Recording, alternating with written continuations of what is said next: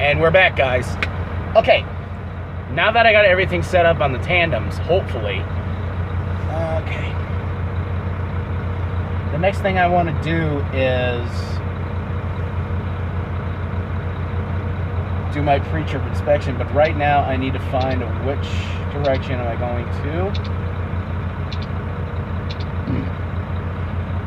Good. I have a Flying J coming towards me in about 13 miles where I can get another CAT-scale ticket. The most important thing is that I need that physical copy or the digital copy on my app to make sure everything's good to go. Now, right now I need to do the pre-trip inspection. So, the first thing I want to do is use my Zonar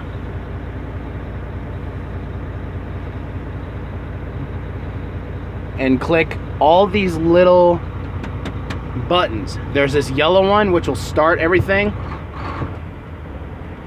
It'll bring up its previous pre-trip inspection. I need to check it.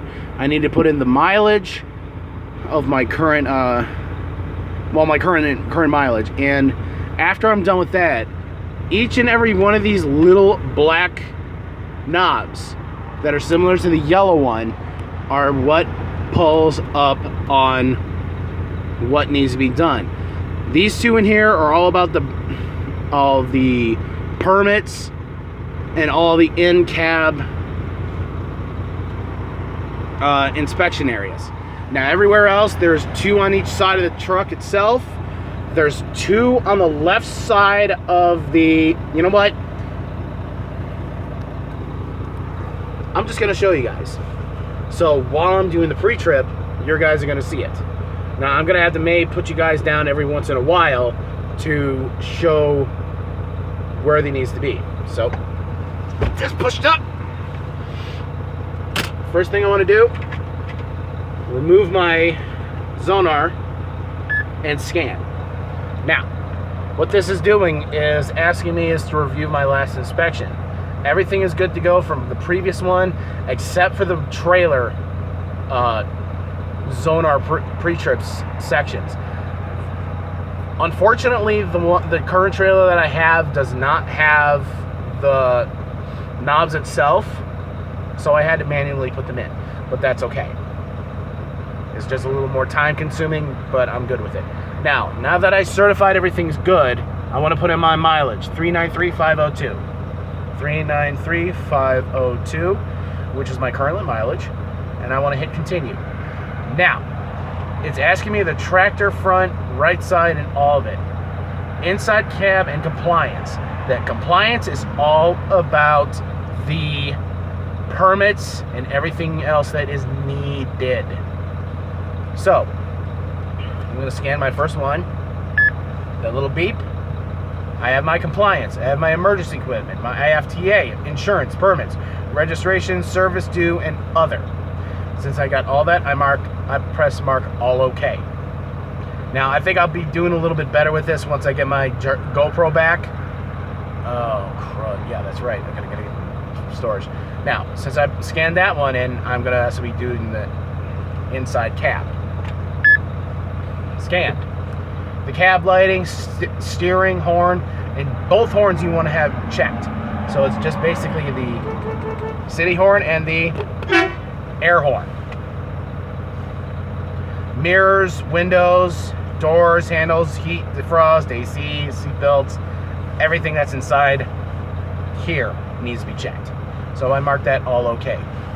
Now, since I had this running for a little bit, I needed to get my air pressure up, so I'm going to shut her off, and you guys can hear me better.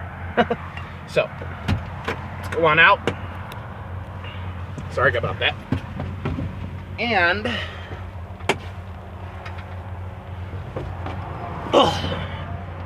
grab the Zonar. And the one most important thing I want to do, pop the hood. Okay. So right now you guys are going to be spun around so you can see what I'm seeing. Bring you guys in close and spin you. All right. Now, while I'm walking around, my trailer is currently off, not running as of right now since it's on a cycle mode. I want to save up a little fuel on this, but I want to be looking for this. As soon as I see one, I take the sonar at the bottom area of the scan, and there's the beep. I put in mark all okay since I've tested everything earlier today. Now, the next step I want to do is lift up the hood. Alrighty, there it goes again. Yeah, my fuse box does come undone a lot.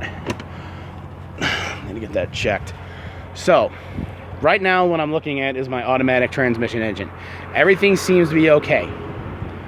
So, you got one sonar there, and they got another sonar here. The sonar up here is for the engine itself. This one is, shoot, I forget what that one is for. Well, there's one way to find out. You scan it. And this is for tire, wheel, lugs, suspension, etc., etc. So everything on that section is good to go. So I'm going to mark that. And here's my next part.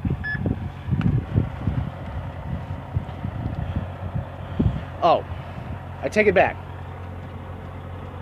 The one up there is for the engine. That one down there is for anything electronic, windshield wiper, bumpers, mirrors, especially the license plate. That's the most important one. Now, that one has been checked off. So we go around, and there is our next one. We scan that, listen for the beep, and I press mark all okay. And we have one final one on the tractor itself, which is right here.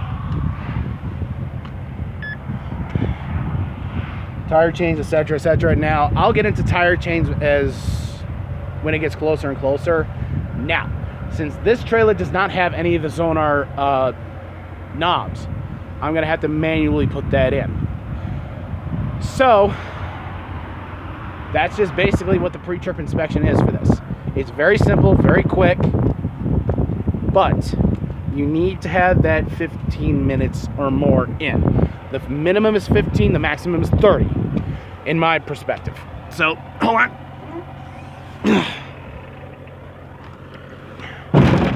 Alrighty. So, since the next step is a little bit more private, since it does contain a lot of my personal information with Knight, I'm not really gonna go through that much. But the main thing you want to do is go all over the sides, look for any bulging, whatever you need to do for your pre-trip inspection as far as the trailer goes. What a mouthful. But that's basically it for the pre-trip inspection for Knight Transportation, and it's basically that for everything else. Now, not all companies have the sonar, which Knight does, and it does help a lot. But a lot of the times it's all about Qualcomm. They just set themselves on duty and put it as pre-trip inspection and just go right back here and just sleep. Not me. I always get out, do my pre-trip inspection when it needs to be done. So I'm gonna leave it at that. That is my second video of pre-trip inspection. Be sure to give me a thumbs up and a like out there, and I'll catch you guys later. Oh, by the way, make sure you check out my previous video of sliding tandems when it comes to heavyweight loads. The next thing I'm going to be doing is going to the Flying J that's up the road and double check my weights. Now, if they're good to go like I believe they should be according to the numbers, I should be able to put more fuel into my tanks, and I should still be able to be legal. Now, the one thing I want to make sure that I have is a physical copy of that CAT scale. So, I'll catch you guys later.